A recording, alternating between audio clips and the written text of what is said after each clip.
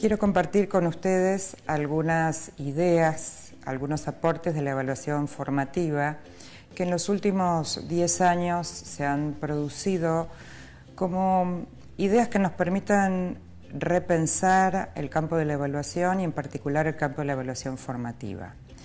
La idea que les voy a proponer es compartir 10 sugerencias prácticas que un director puede pensar en su escuela, tanto para trabajar con sus maestros como del mismo modo los maestros trabajando con sus alumnos. La primera sugerencia que quiero compartir de la retroalimentación es cuándo, cómo y de qué modo decimos lo que decimos. Nosotros sabemos que la retroalimentación impacta en las personas, tanto en sus aspectos emocionales como en sus aspectos cognitivos, y no es lo mismo decirle algo a alguien de buena manera que decírselo de mala manera, no es lo mismo decirle algo a una maestra en un pasillo que sentarse con calma y poder compartir y comentarle lo que uno quiere decir. También el sentido de la oportunidad. A veces uno piensa, es mejor decirle al comienzo de la jornada, cuando sale de la escuela, un viernes antes de ir a su casa. Son todas ideas que nosotros deberíamos pensar cuando decidimos ofrecer retroalimentación a un docente o a un alumno. La segunda sugerencia tiene que ver con el clima en el cual uno piensa ofrecer retroalimentación y que si nosotros pensamos un espacio y un tiempo y un modo de vincularse y de comunicarse con los docentes y con los alumnos, tenemos que pensar que este clima sea de tranquilidad, un clima no punitivo, un clima en donde el error forme parte del proceso de aprendizaje. Si no, las retroalimentaciones que ofrecemos podríamos decir que caen en el vacío, no son consideradas, no se toman en cuenta. La tercera sugerencia tiene que ver con hacer explícitos los criterios, los estándares, las expectativas de logro, depende cómo sean definidos en cada jurisdicción, de tal manera que los docentes sepan qué se espera de ellos, los alumnos sepan qué se espera de ellos y estos criterios, estos modos de enunciar lo que se espera sean públicos y compartidos. La cuarta sugerencia está vinculada con la anterior porque tiene que ver otra vez con los criterios. Los especialistas dicen que sería bueno compartir los criterios con los docentes en el caso de su desempeño y en el caso de los alumnos con respecto a sus aprendizajes, porque la verdad es que cuando uno va construyendo los criterios va aprendiendo de aquello que está discutiendo, pensando, analizando. Por ejemplo, si les proponemos a los alumnos que aprendan qué es redactar o cómo se redacta un buen cuento, si nosotros discutimos con ellos primero qué es un buen cuento y qué no es un buen cuento, y lo hacemos con un ejercicio muy simple como traer muchos libros de cuentos y poner en una pila cuentos que creemos que son buenos y cuentos que creemos que son malos. Y preguntarle a los alumnos por qué están en la pila de buenos los cuentos buenos y por qué están en la pila de malos los cuentos malos. Y los alumnos empiezan a decir porque tiene imágenes, porque es corto, porque es largo, y uno va registrando estas ideas y con eso va construyendo criterios. ¿Cuál es la intención de compartir, construir, de hacer público los criterios? Que no solamente los utilice el docente para evaluar, sino que sean los propios alumnos que los puedan utilizar para autoevaluarse y también para evaluarse entre pares. Esta misma idea piénsenla para evaluar a los docentes, para que los docentes se autoevalúen y se evalúen entre pares. La quinta sugerencia tiene que ver con qué oportunidades ofrecemos nosotros desde la conducción para que los mismos docentes y los mismos alumnos identifiquen sus problemas, sus fortalezas, sus debilidades, en lugar de señalarlos siempre desde afuera. Parte del ejercicio de retroalimentación a veces es parafrasear lo que un alumno dice o lo que un maestro dice. Inmediatamente el alumno dice, no, pero no es eso lo que yo quería decir, por ejemplo.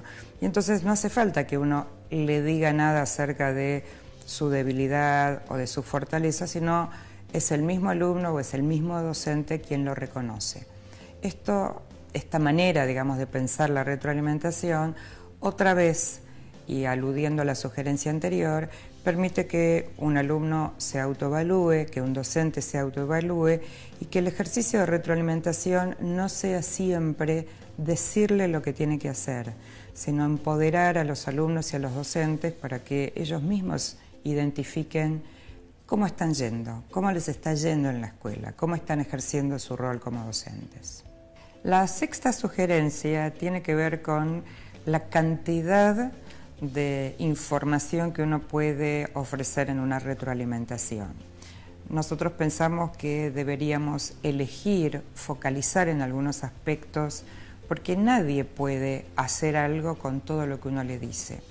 Un ejemplo puede ser, si yo corrijo una producción de un alumno, no puedo señalarle 20 cosas en su producción, porque la pretensión de la retroalimentación sería que el alumno haga algo con lo que yo le estoy sugiriendo, proponiendo.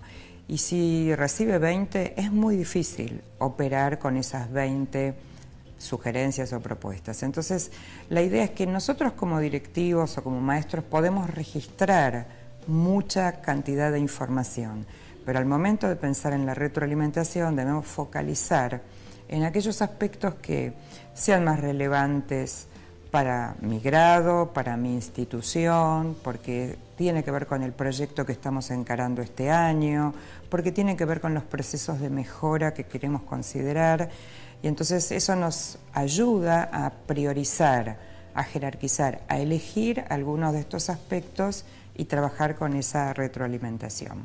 La séptima sugerencia, bien puntual, tiene que ver con un modo de ofrecer retroalimentación, es ofreciendo ejemplos, mostrando ejemplos, modelando cómo se hace algo.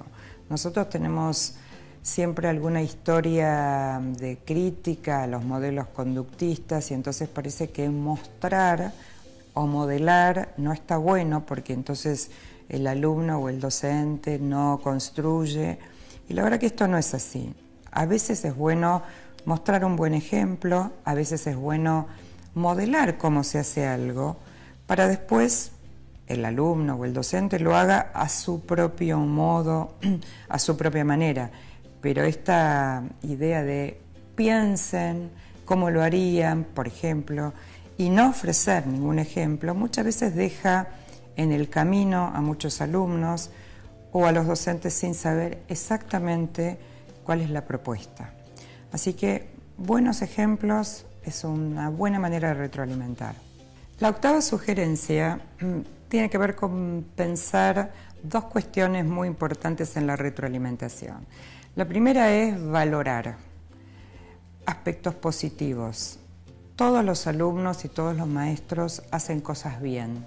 Entonces, el primer ejercicio que uno debería hacer cuando uno ofrece retroalimentación es identificar aquello que hacen bien, aquellas fortalezas, aquello que muestra lo que el maestro sabe, lo que el alumno sabe, y para poder, obviamente, después avanzar sobre otros aspectos. Pero esta valoración, uno diría, casi sería el comienzo de una buena retroalimentación.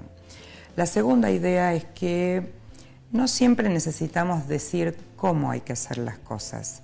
Muchas veces una buena retroalimentación es una buena pregunta, que lo deje el otro pensando. Los dos aspectos, la de la pregunta y la de la valoración, van a impactar también, como dijimos antes, sobre el campo de la autoestima, no solo sobre los conocimientos o sobre los aspectos cognitivos de un estudiante o de un maestro, sino sobre su autoestima, y sabemos que quien se siente bien, se siente reconocido, tiene muchas más posibilidades de aprender más y mejor. La novena sugerencia tiene que ver con qué esperamos que el otro haga con lo que le ofrecemos como retroalimentación. Y algunos autores usan una analogía muy linda que es la analogía del paquete, ¿no? Y uno dice, ¿qué hace una persona cuando recibe un paquete? Puede hacer muchas cosas.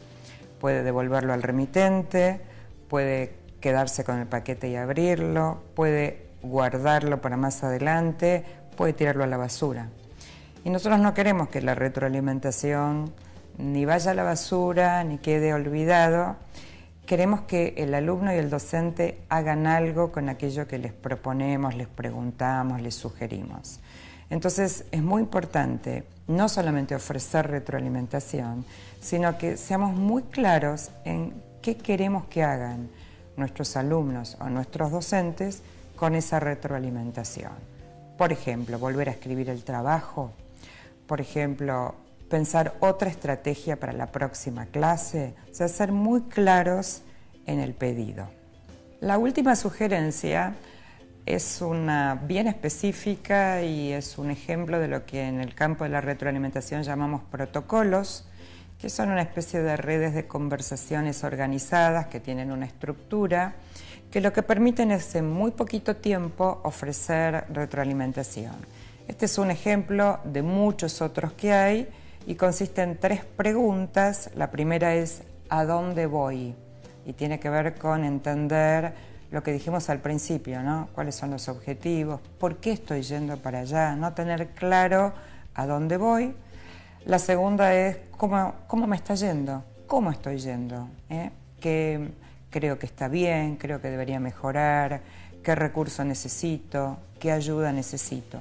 El tercer punto es ¿cómo sigo? Porque tenemos que pensar en el futuro, tenemos que pensar hasta aquí llegué, ¿qué más tengo por delante? ¿Hacia dónde voy? ¿Qué otros aprendizajes?